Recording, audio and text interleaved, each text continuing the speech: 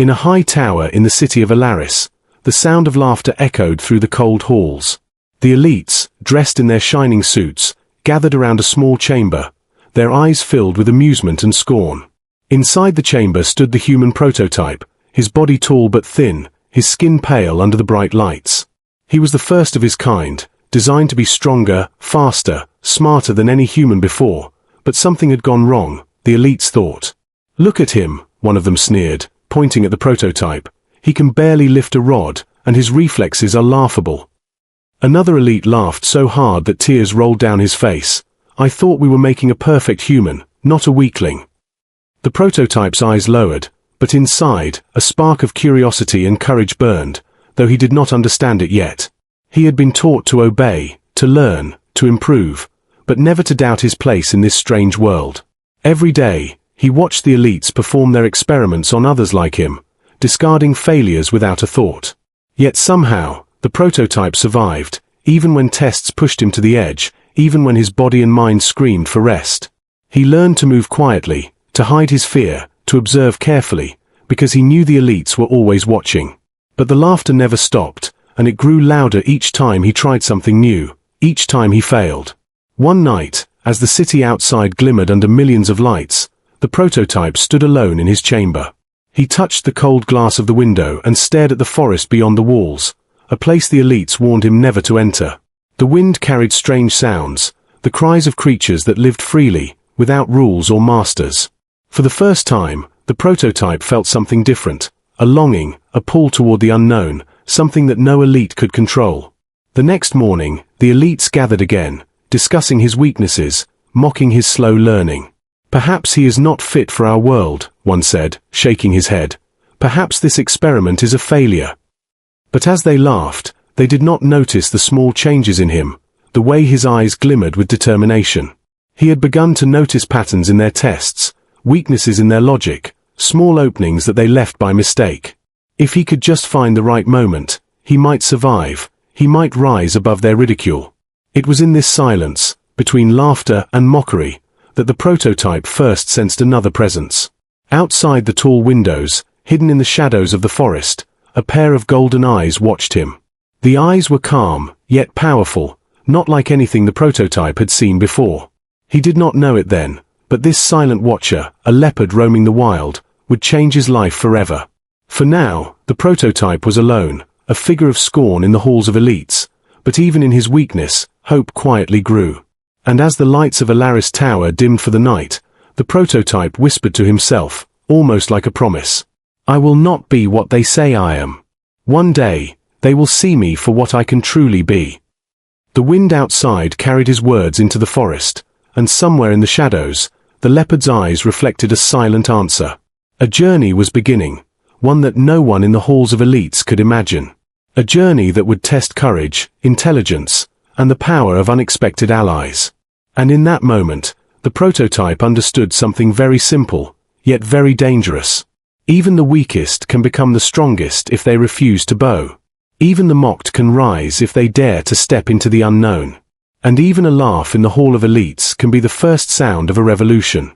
The prototype had spent his whole life in the walls of Alaris. Cold metal, bright lights, and the endless laughter of the elites had been his world. But now, as he stood at the edge of the forbidden forest, a strange mix of fear and excitement surged through him. The trees swayed gently, casting long shadows across the ground, and the sounds of the wild filled the air. Every rustle, every whisper of the wind, seemed alive, watching him, testing him. He took a small step forward, then another, and the forest swallowed him. The sounds of the city faded behind him, replaced by the cries of unseen creatures, the snapping of twigs, and the distant roar of a predator.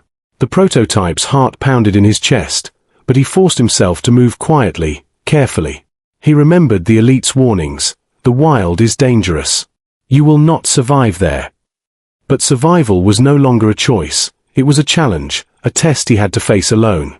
He stumbled at first, tripping over roots and thick vines, scraping his hands and knees. Each fall reminded him of the laughter of the elites, and for a moment, doubt filled his mind. Maybe they were right, he thought. Maybe I am too weak to survive. Then, through the shadows, he saw them, eyes shining like gold, glowing in the darkness. The leopard. Its movements were silent, smooth, impossible to follow, yet every step seemed to know him. The prototype froze, unsure if it was friend or foe. The animal watched him closely, tilting its head, studying him with intelligence far beyond a normal beast. Time seemed to stretch as the two stared at each other. Neither moving, neither speaking, but both feeling something strange, an unspoken connection. Finally, the leopard turned and vanished into the shadows, leaving only its eyes behind. The prototype felt a thrill he had never known, curiosity mixed with a strange hope. He realized that this wild world might not be entirely cruel. It might hold secrets, allies, and lessons the elites could never give him. The days passed, and the prototype learned quickly, observing the forest and its creatures. He noticed how birds communicated, how small animals found food and avoided danger. He learned to move silently, to hide, to watch without being seen.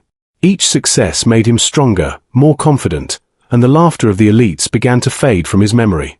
Yet, in the quiet hours of night, he still felt their eyes on him, as if the city itself was waiting for his failure. One evening, as the sun set behind the tall trees, painting the sky with gold and red, the prototype encountered the leopard again, closer this time, its presence commanding and calm. It circled him once, sniffing the air, testing him, before finally sitting just a few steps away. For a long moment, they simply looked at each other, and the prototype felt something shift inside him.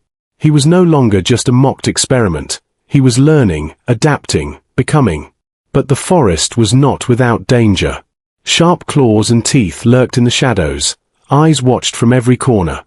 And though the leopard seemed to protect him, the prototype knew instinctively that danger could strike at any moment. Every sound made him alert, every shadow made his heart race. The lessons of the forest were harsh, but real, unlike the artificial tests of the elites. As night fell, the leopard disappeared once again, leaving only the whisper of leaves in the wind. The prototype sat beneath a tree, thinking, planning, and dreaming. He understood something important. The world outside was not just dangerous, it was alive. It could teach, it could test, and it could reward those brave enough to understand it. And in the darkness, he made a silent promise to himself. I will survive. I will grow stronger. I will show them all, and they will see me as I truly am. The forest listened, and somewhere in the shadows, the golden eyes glimmered in response. A bond was forming, one that could change the fate of a mocked human and the world that laughed at him. The forest had become the prototype's teacher, his challenge, and his home. Days passed in careful observation, in running silently, in learning how to read the shadows. Yet he was still alone, until the leopard appeared again, closer this time, not just watching, but waiting. Its golden eyes reflected intelligence, not just instinct, and the prototype felt something he had never felt before, trust, or at least curiosity. He froze at first, unsure how to react. He had been trained to fear everything unfamiliar, but this was different. The leopard was calm, steady, a creature of power and patience. It circled him slowly, sniffing, then sat down, watching him with the intensity of the elites, yet without cruelty. For the first time, the prototype realized he was not being judged for weakness, only tested. The prototype extended a hand cautiously, half expecting the leopard to strike. To his surprise, it did not move. Instead, it blinked slowly, its tail swishing, almost inviting him to take the next step. Slowly, the prototype mirrored its movements, lowering himself to the ground, crouching. The leopard moved closer, head tilting, ears flicking, studying him with curiosity. For hours, they stayed like that, watching each other. The prototype noticed how the leopard moved, its muscles coiled and ready.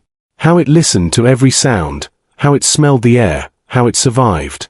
He tried to copy its movements, crouching low, stepping lightly, listening carefully. Each small success felt like a victory, a tiny proof that he could adapt and survive outside the walls of Alaris.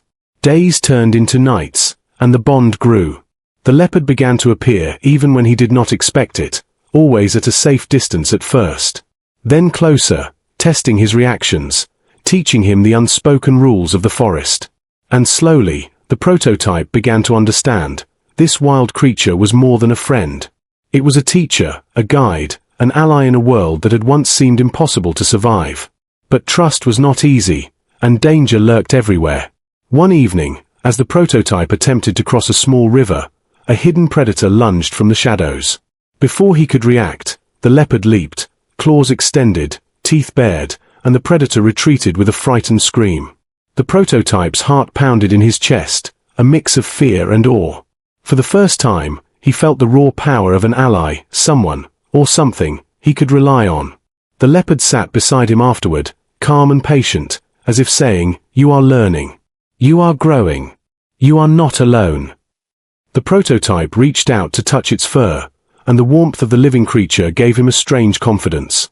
He realized then that his survival depended not just on strength, but on understanding, on partnership, on patience. And for the first time in his life, he felt not fear, but purpose.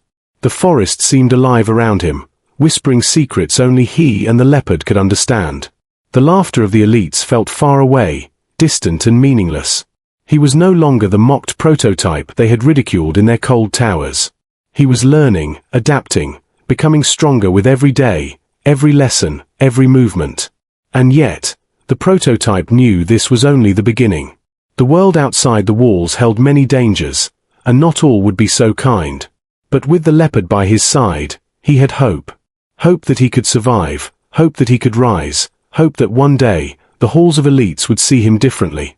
Together, they moved deeper into the forest, silent shadows against the night. The prototype's mind raced with ideas, strategies, and possibilities. And somewhere in the darkness, the golden eyes of his ally reflected a silent promise. "We will face this world together. We will survive." The prototype and the leopard had learned to move together like shadows, silent and careful. The forest had become their home, their training ground, and their secret world. But the prototype knew he could not stay hidden forever. The elites would not forget him, and sooner or later, they would come searching. And that day came sooner than he expected. The sound of engines echoed through the distant trees, low and threatening. Mechanical drones hovered above, scanning the forest. Soldiers moved in squads, their boots crushing the undergrowth. The prototype felt a chill in his spine, the laughter of the elites replaced by the cold sound of pursuit. He glanced at the leopard, who crouched low, muscles tense, eyes glowing in the dim light. It was ready, and so was he, in a way he had never been before. The first encounter was sudden, brutal, and fast. A drone hovered above, scanning the ground, and a soldier pointed directly at him. The prototype ran, diving behind a tree as the drone emitted a high-pitched warning sound. The leopard leaped without hesitation, landing between the soldier and the prototype, claws tearing through the soldier's path. The soldier stumbled, and the drone wobbled, giving them a small advantage to escape. They ran deeper into the forest, weaving through thick trees and vines. The prototype's heart pounded, his breath harsh in his chest. But he was no longer the frightened figure who had entered the forest days ago. Every step, every move, every dodge had been learned from the leopard. He could anticipate danger, respond with speed, and move silently, almost like the forest itself was guiding him. The elites were relentless, though, their forces like a storm moving through the trees. Drones buzzed above, soldiers shouted orders, and the prototype realized they had underestimated the forest, and him. He and the leopard ducked behind a cliff, holding their breath as a group of soldiers passed, unaware of their hidden position. For the first time, the prototype smiled, not out of relief, but confidence. He had learned the rules of survival, and now, he could use them against the very people who mocked him. The battle continued through the forest, tension growing with every step. Branches snapped, shadows moved, and the sound of a leopard's growl echoed in the night. The prototype and his ally struck with precision, using traps, diversions, and speed. The elite soldiers began to falter, confusion replacing their initial confidence. The prototype realized something important. Power alone did not make a victor. Strategy, courage, and trust did. As night fell, the chase slowed, and the elites were forced to retreat, at least for now.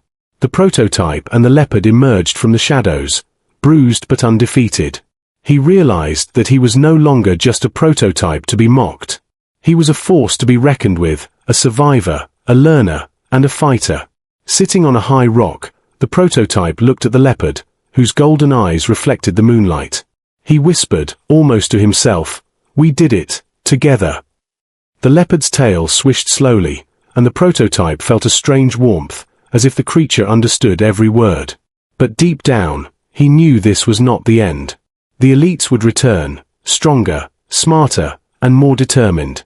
And when they did, he had to be ready, stronger than ever, and with his unexpected ally by his side. For the first time, the prototype truly understood the meaning of the forest. It was not just a place to hide. It was a place to grow, to learn, to fight, and to prepare. And with the leopard beside him, he would face whatever the elites sent next. No longer mocked, no longer afraid. He was becoming what he was always meant to be. And somewhere in the distant shadows, the elites' laughter had changed. It was no longer amusement. It was the quiet anger of those who had underestimated the prototype. And the forest seemed to whisper back, "He is ready, and we are just beginning." The prototype stood at the edge of a clearing, the forest behind him and the distant towers of Alaris before him. The leopard crouched beside him, silent, powerful, ready. He could feel the tension in the air. The elites were coming, stronger and more prepared than before. This time, there would be no hiding, no running, no shadows to protect him. It was time to face them, and he was ready. The first group of elites appeared at the clearing's edge, their suits gleaming under the rising sun. They looked down their noses, confident that the mocked prototype would fail again. But the prototype did not hesitate. He stepped forward, chest held high, mind sharp. The lessons of the forest, the strength of the leopard, and the courage he had learned over days of struggle filled him. A drone hovered above, scanning the area, and soldiers aimed their weapons. The leopard growled low, a warning and a challenge. The prototype moved swiftly, using the environment to his advantage. Falling branches, loose rocks, and shadows became his allies. He dodged, ducked, and struck at the right moments, using cleverness instead of brute force. Every move surprised the elites, who had never seen this human fight with intelligence and instinct together. The elites tried to mock him, to shout and belittle, but their words fell empty in the clearing. For the first time, the prototype did not feel fear, only focus. He realized that respect was not given, it was earned. And he would earn it now, not through brute strength alone, but through courage, wit, and the bond he had formed with his ally. The leopard leapt forward at a critical moment, distracting a group of soldiers. The prototype moved like water, slipping past the remaining threats. He felt alive, truly alive, for the first time in his life. The mocked figure in the halls of Alaris had vanished, replaced by someone stronger, smarter, and unbreakable. When the dust settled, the elites stood shocked, their laughter gone, replaced by disbelief. The prototype looked at them calmly, the leopard by his side, golden eyes glowing. "You laughed at me," he said quietly, yet firmly. "You mocked what you did not understand. But now, you see me. Not as a failure, but as something more, something you could never create." For the first time, the elites could not find words. The prototype had proven himself in ways they could never imagine. Strength was not just muscle, and intelligence was not just numbers. Courage, adaptation, and heart mattered more. The forest had taught him, the leopard had guided him, and he had survived. The mocked human prototype had become a legend, even if the elites would never say it aloud. As the sun rose higher, the prototype and the leopard turned back toward the forest. The elites retreated quietly, their respect unspoken but undeniable. The prototype realized something important. True strength was not about pleasing the powerful. It was about surviving, learning, and rising when others said you could not. He looked at the leopard, who nuzzled his hand, and smiled. Together, they had faced impossible odds, defied ridicule, and found respect. The journey had changed him, shaped him, and made him more than anyone had imagined. And in the quiet of the forest, he whispered a promise. "I will continue to grow, to learn, and to protect this world. And I will never forget who I am, and what I can become." The golden eyes of the leopard reflected the rising sun. A silent agreement passed between them. The prototype was no longer alone, no longer mocked, and no longer weak. He had become a true human, a force of courage, intelligence, and heart. And the world would remember him, whether the elites liked it or not.